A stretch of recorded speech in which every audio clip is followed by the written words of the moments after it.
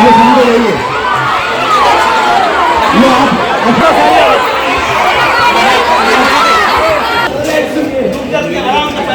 आप तुम यहाँ से गए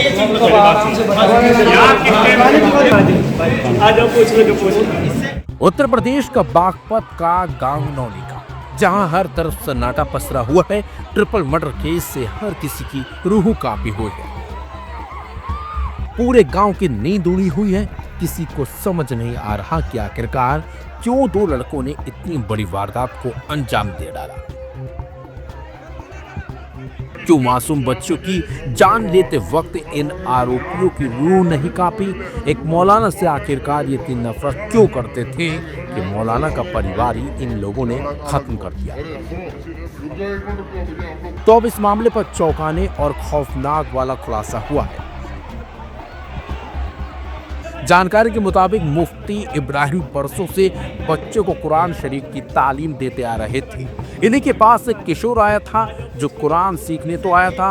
शुरुआती दिनों में सब कुछ ठीक ठाक चल रहा था, लेकिन धीरे धीरे इस लड़के का मन पढ़ाई से हटने लगा था।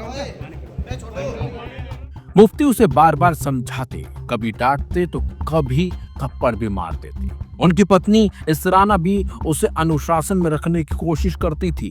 शायद उन्हें नहीं पता था कि यही सख्ती एक दिन उनके लिए और उनके परिवार के लिए जानलेवा बन जाएगी। मौलाना और उनके परिवार के लिए इस लड़के के अंदर धीरे धीरे गुस्सा और नफरत पलने लगी थी। कुरान से दूरी ने उसके दिल में बदले का जहर भी खोल दिया था।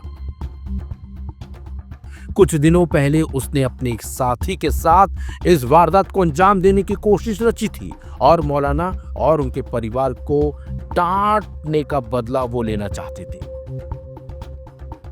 बताया जा रहा है कि एक रात ये लड़का अपने साथी के साथ मस्जिद में चोरी छिपे घुसा था। सबसे पहले वो सीसीटीवी के डीवीआर रूम में पहुंचा था और फुटेज डिलीट करने लगा था। इसके बाद वो उस कमरे में गया जहां मौलाना की पत्नी सो रही थी। हाथ में हथौड़ी थी। उसने बिना सोचे समझे ताबड़तोड़ मौलाना की पत्नी पर वार कर दिया और कुछ सेकंड में ही सब कुछ खत्म हो गया। इसी दौरान मौलाना की 5 साल की बेटी जाग गई थी और उसने सब देख लिया था। मां के साथ होती इस वारदात को देख वो चिल्लाने लगी, भागने लगी, लेकिन आरोपी ने उसे भी मौत की नींद सुला दिया। और इसके बाद आया छोटी बच्ची का नंबर, जिसे भी इस आरोपी ने मार दिया। वारदात से पहले का सीसीटीवी फुटेज अब सामने आया है, जिसमें आरोपी और उसका साथी मस्जिद में जाते और डीवीआर रूम में आते दिखाई दिए थे। इसके बाद कैमरे बंद कर दिए गए थे।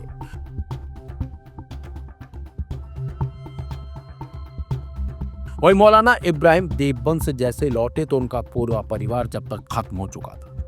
मौलाना आरोपी लड़के को बेटे की तरह मानते थे। छोटी छोटी बच्चियां आरोपी को अपना भाई मानती थी, लेकिन उन्हें यही नहीं पता था कि यही आरोपी, यही लड़का उनके पूरे परिवार के खात्मे की वजह बन जाएगा।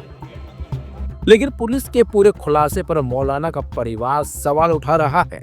मौलाना के साले इसरार ने पुलिस की इस थ्योरी पर सवाल उठाए हैं।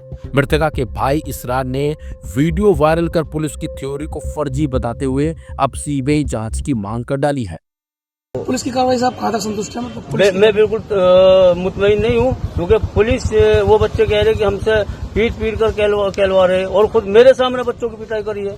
जब वो ये इस बात को कह रहे हैं तो मैं कैसे मुतमईन हो जाऊंगा? मांग क्या है आपकी? मांग ये है कि मैं सीबीआई जांच चाहता हूँ और पानी का पानी और दूध का दूध निखर कर आए सामने। तो बच्चों को आपके सामने पीटा गया? मेरे सामने मारा है बच्चों को पुलिस ने? अच्छा। उसका कहना है कि 2 बच्चे मिलकर इतने बड़े हत्याकांड को अंजाम कैसे दे सकते हैं। मुफ्ती इसरार ने आरोप लगाया है कि यह खुलासा पूरी तरह से झूठा और फर्जी है। 2 नाबालिग बच्चे बिना किसी सहारे के अपने बलबूते पर ऐसी घिनौनी वारदात को अंजाम नहीं दे सकते। उन्होंने आगे कहा है कि पुलिस ने बच्चों को बुरी तरह पीट कर उन्हें गुनाह कबूल करने के लिए मजबूर किया है।